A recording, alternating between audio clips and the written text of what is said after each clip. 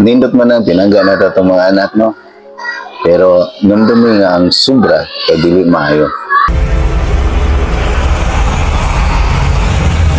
Kasuway mo kita, itong kita pa yung mga bata, nga gamay sa na to, bunal. Nga uban, nga nakagi ato, ningon sa ilang kagalingon. Kung ako'y maginikanan, di ko magingana. So, karon pinangga, kaya nato itong mga anak, di na to hapit bunalan. Kay di man taganahan mapariya sa gibuhat sa tong ginikanan sa ondo. Pero ang resulta karon dili nung tanan na may uban nga okay bisag pinangga nila lang mga anak.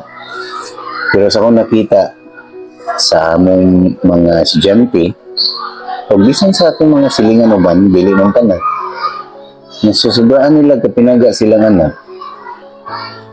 Dili na matuloy lang anak kung badlungon. Nga kung badlungon nilang anak, hindi man sila pwede madisiplina kay di lagi nila disiplina lang anak. May saad nila kadong bata pa sila.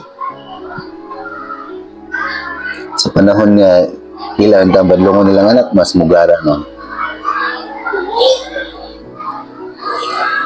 Mo ni resulta sa atong gitangtang ang disiplina.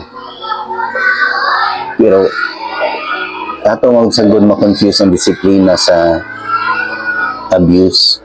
Kay usahay kung atong bunalan na bata, atong tanaw kay abuse man. Nga, basin nireklamo ta, o basin, madlog ta nga ingon ta sa uban, grabe iya ka nagipasakitan niya kagalingong ano. Resulta, ang ibang mga bata nun, walay kahadlok mo pasakit sa ubang bata.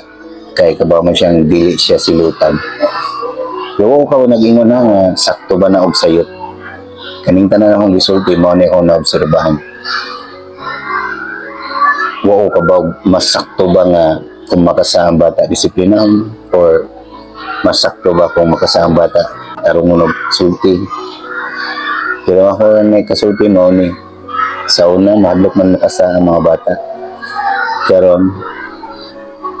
bisan pag makasahang mga bata, mula ba ng ginikanan mo ba? Kamong, minsan yung kasulti na nakabantay mo na o ako rin nakabantayan?